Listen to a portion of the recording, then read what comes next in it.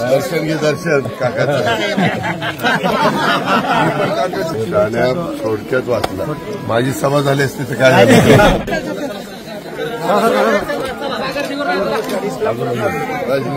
दर्शन घे दर्शन काकाचं आणलं नाही मला, नाहीतर गाण्या थोडक्यात वाचला. माझी सभा झाली असती तर काय झालं.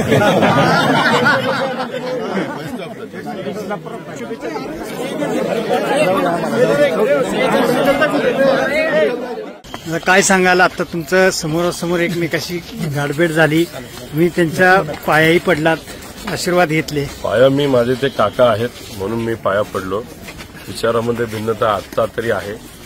शेवटी जी काही संस्कृती आहे, एक वडीलधारी व्यक्ती आणि माझ्या 19च्या इलेक्शनमध्ये त्यांनी मला खूप मदत केली होती आणि त्या अनुषंगाने माझे काका असल्यामुळे शेवटी संस्कृतीप्रमाणे पाया पडणं ही जबाबदारी आहे. कारण ही जी भूमी आहे, चव्हाण साहेबांची स्मृती ठिकाण आहे, या भूमीमध्ये तरी कुठलाही भेदभाव करून चालत नाही. इथं संस्कृती पाळणं फार महत्वाचं आहे. आम्ही तरी पाळतो आणि ते त्या ठिकाणी मी केलेलं आहे. मी त्यांचं दर्शन घेतलं. जाता जाता ते असंही म्हणले की माझी सभा झाली असती तर अडचण झाली असती. नाही, झाली असती तर नक्कीच काही प्रमाणात वर खाली झालं असतं, उलटही होऊ शकलं असतं.